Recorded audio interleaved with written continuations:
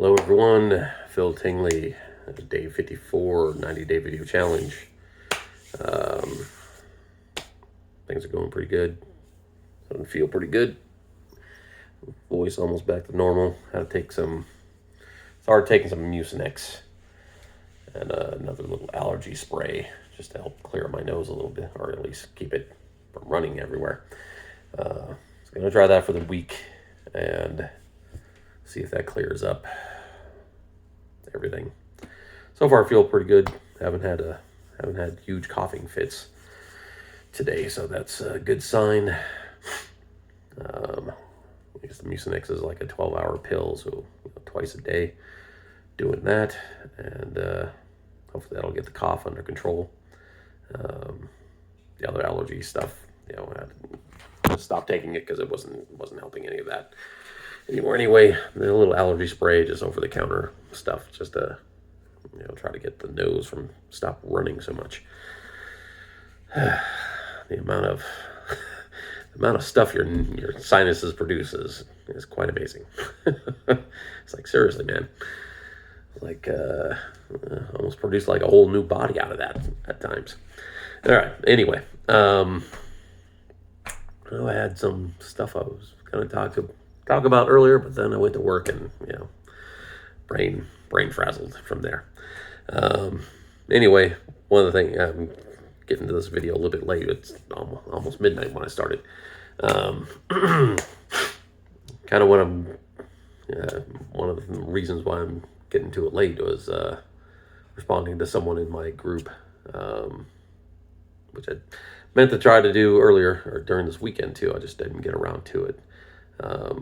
My group was mainly about fathers who are abused as kids, and trying to get people, trying to find ways to cope with that, get over that, or get beyond.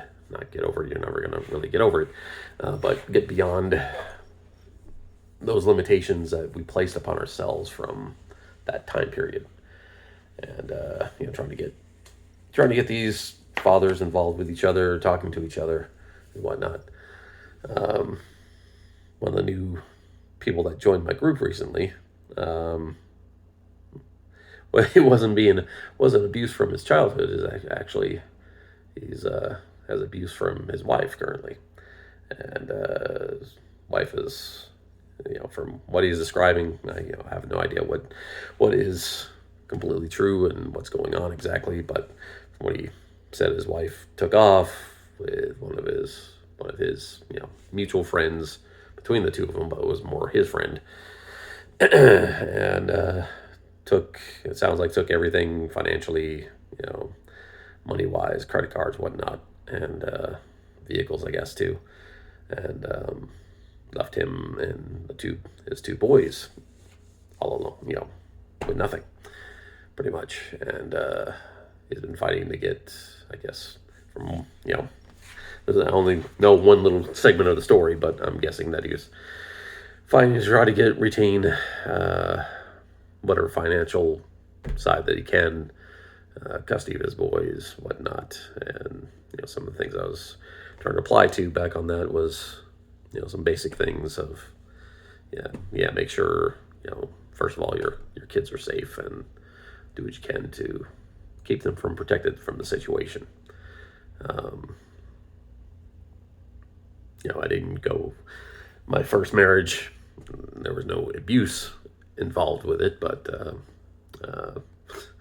kind of similar thing. My wife did have an affair with one of my best friends at the time as well, and she did take off with my child for a couple of years. When I did find them again, I had my daughter come live with me, and after a little bit, her mom disappeared and was gone for years, like a good 8 years or so, 7 or 8 years before she popped back up. And but during that time frame, those 7 or so years, I just found it best. I didn't want to denigrate her mother around her. So yeah, I had negative thoughts. I didn't like her. I had some very choice words to describe her. Um, but I did my best never to say anything negative about her mother around my oldest daughter. Um, because that would, that's, at least at that point, and I understood that that was her mother. And my perception of her, I didn't want it to influence how she perceived her, because she didn't really know her mother that well. You know, she came to live with me right around her fifth birthday. We had a little bit of interaction with her mom for about another year and a half, almost 2 years, until she was almost 7. And then she was gone. And she didn't hear from her again until she was like 17. So actually, yeah, it was like 10 years. Might have been 16. 16, 17, 7 or 8 was when she disappeared. At the latest, it was 8. And so, yeah. Anyway, I'm trying to figure out the exact time frame from everything right now. So I did my best not to denigrate her mother around her. Wasn't trying to praise her or anything. I just said, I don't know who your mom is. If we find some way to get in contact with her, we get contacted by her. I'm not going to stop you from talking to your mom. We didn't, I would tell her we weren't happy together. We weren't really together. She was aware of that at the time. But just try to just kind of let sleeping dogs lie, not praising or denigrating the mother, but just letting her know that I know it, at least at some point she cared about you. I don't know where she is now. I don't know what she's doing. When we're able to find her, you, of course, can talk to her, see her, and, try to reestablish that relationship with her. Which, like I said, around 17, she did get a hold of her again. Found her on Facebook. I think her mom found her on Facebook, one of the two. I think it was Facebook. Was it MySpace? Might have been MySpace. Anyway, so she ended up communicating with mom, finding out that her mom wasn't really that great of a person, and after many more years, found out her mom had a son that she's been in contact with her mom for around 13, 14 years now. Our daughter's almost 32, well, 31 and a half anyway. And so she's been in contact with her since at least 17, right around 17. And she just found out last year, just before she turned 31, or right around her 31st birthday, actually. Yeah, it was in August. So right around her 31st birthday, her mom has been in Thailand teaching English. She came back to the States to visit, to Arizona. Didn't tell Martina she was there. Been there for several weeks before Martina found out. And I think she was in Phoenix, or in the Phoenix area anyway. Martina lives in Flagstaff. It's like an hour and a half drive or so from Flagstaff to Phoenix. Might be even shorter than that. And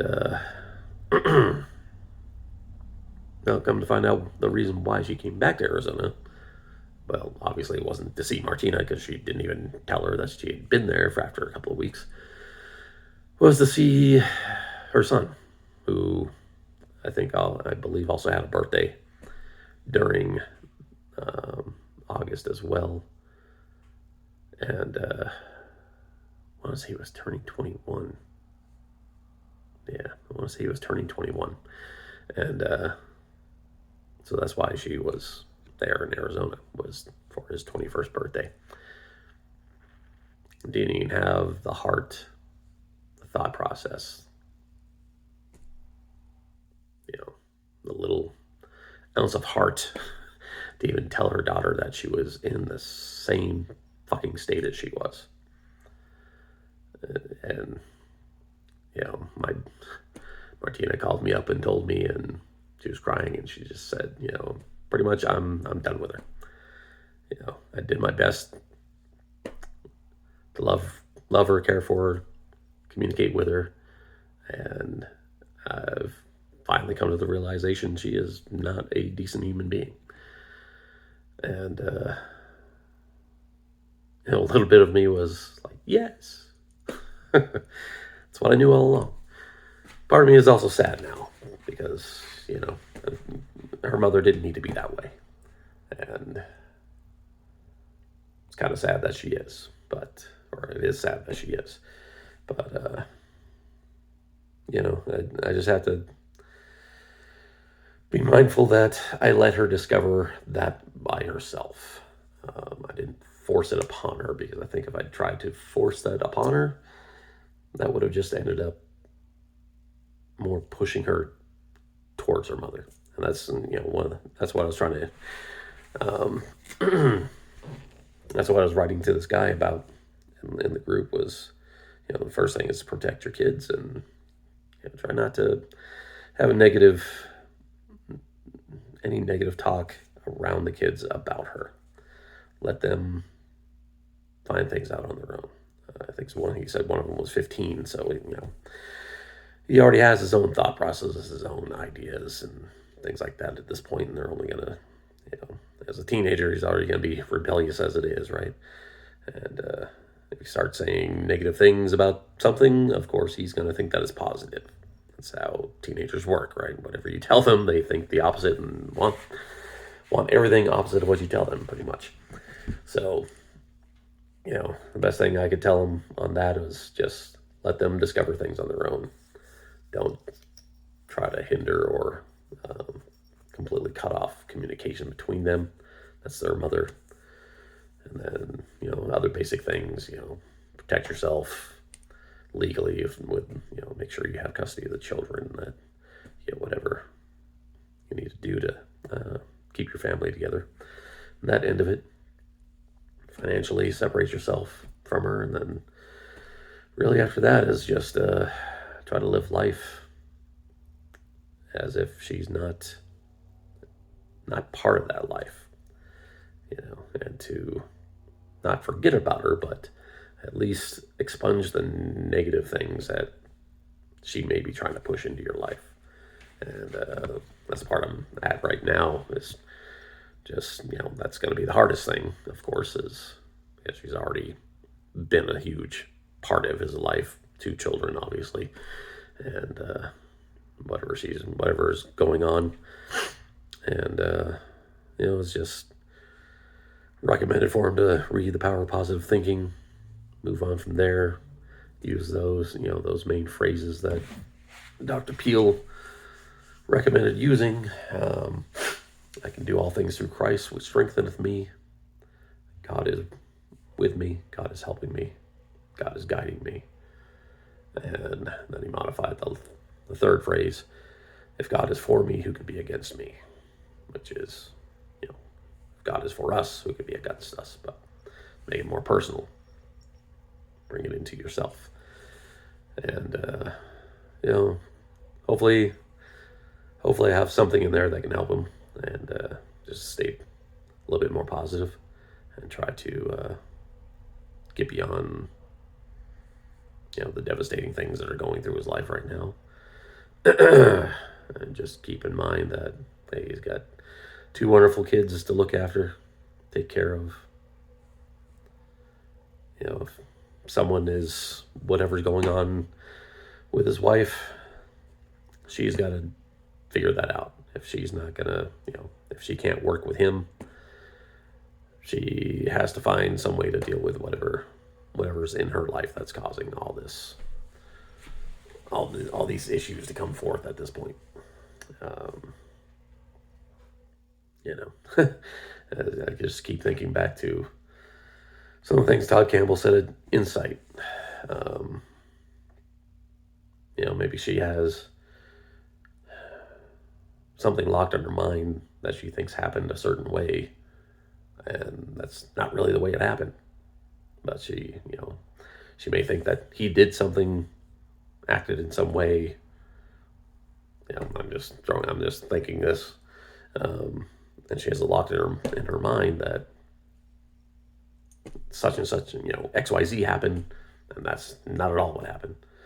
But she's so locked in that she won't even communicate with him to find out what really happened, or even to find out that whatever she thinks happened didn't even happen at all. And it may not even be anything with him. It may be something totally different. Who knows? But hopefully she can work through whatever demons, issues, problems that she has, and they can get things fixed up to at least have at least a communicative type relationship, right, for the kids. So doing what I can to try to give him some help and buoyancy on that side of his life. And yeah, I guess this is my first major thing dealing with my group. So we'll see how that goes. Thought I was going to be dealing with childhood trauma, not so much husband trauma. But hey, you take what you get. I said you ask the universe to guide you into whatever it is that you feel like that you need to do. You sometimes get on some unexpected paths. So thank you all for listening. Everybody take care. It's day 54, almost to the 2/3 mark, and keep feeling tingly. Thank you. Love you all. Bye-bye.